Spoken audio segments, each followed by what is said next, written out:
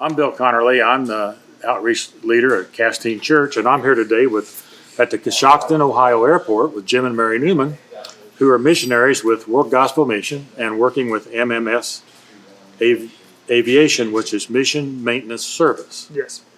In 2002 to 2009, I read that you and Mary were in Bolivia with World Gospel Missions with the aviation ministry, and you were attracted to MMS. What attracted you to MMS, and what were you doing in Bolivia? Working in Bolivia, we were working with the Wings of Peace ministry, which was an aviation ministry for World Gospel Mission. Because of some political situations going on there and lack of a pilot, we had to shut that program down. We didn't feel like the Lord was done with us in mission aviation, so we came back to the States to kind of look around. Someone suggested we come to MMS, take a look at what was going on here. So I came to look at the hangar, walked in, was right away impressed with what MMS was doing as far as the quality of aircraft they were putting together for mission aviation, as well as the quality of the mechanics they were turning out to send out to the mission field. Good. So, from reading many of your hangar highlights in your MMS newsletter, it appears you wear many hats, Jim. Tell us a little bit about MMS, their goals, their motto, and your roles and responsibilities here. Okay. MMS, we're kind of a two-phase operation. We have a maintenance program where mission aviation or mission organizations from around the world, they can bring us their airplanes. We will repair those airplanes, make field modifications for them, do a lot of repair work or modifications to get them ready for the field. And we also do a training program where men or women that feel called into mission aviation and need maintenance training, they can come here, do a 30-month apprenticeship program, and be trained, get their A&P license, and then move on to the field. You have many roles here. Just describe a few. Yeah, my title is training supervisor. My specialty is aircraft electronics and avionics, which is the communication and navigation equipment to go into the aircraft. And so we train the mechanics, put the new avionics and electrical systems in the aircraft. I'm also kind of a backup for a lot of the other positions in the hangar. When the director of maintenance is gone, I fill in a lot of his responsibilities. When the director of training is gone, I'll cover some of his responsibilities, administer the chapter test to our apprentices. I'm also very involved in the parts room, transporter. If anything gets moved or needs to be hauled somewhere, that's one of my responsibilities as well. Sounds like you're involved in a lot of the day-to-day activities. Yes. Mary, he mentioned the apprenticeship program, and that's where you come into play. What is your responsibility here at MMS with the apprenticeships? Well, I have the joy of working with their wives. When we left Bolivia and we came here, I realized that there was not a program for the wives of the apprentices, and we just left Bolivia, and I felt a great need in that area because I remember going to the field and not being prepared.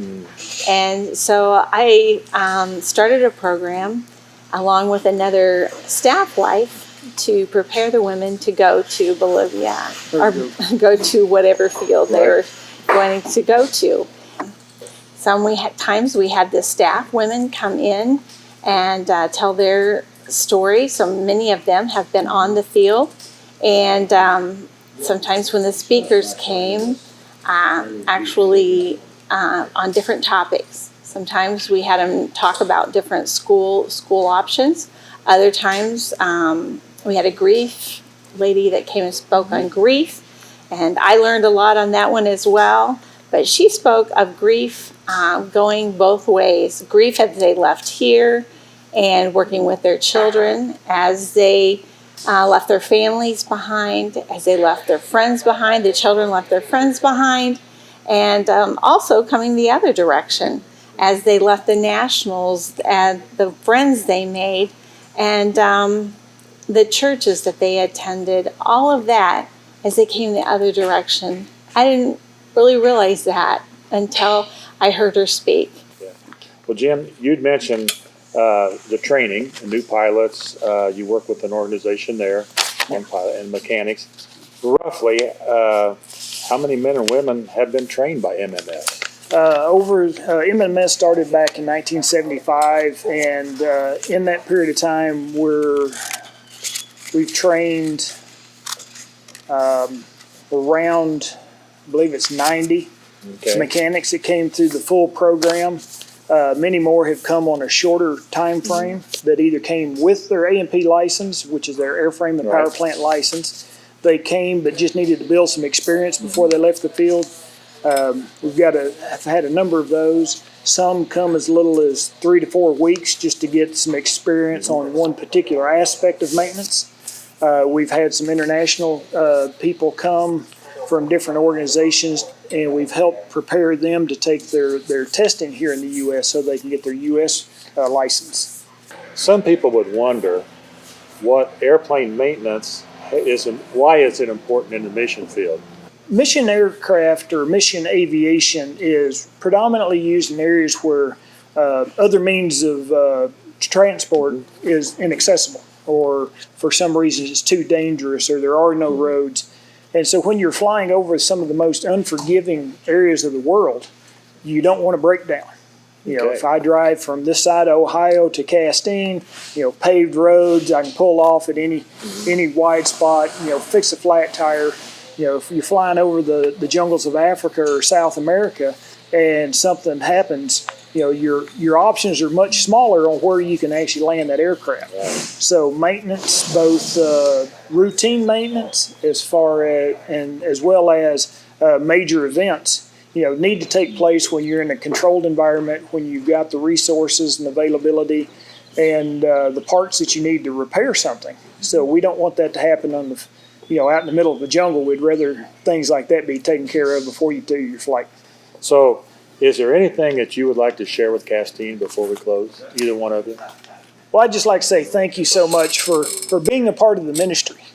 You don't think much about what's happening here in Coshocton, Ohio as being touching lives around the world. But each one of these aircraft that we touch, every one that we rebuild, every mechanic that we train, every rapid response team that we send out is touching lives around the world.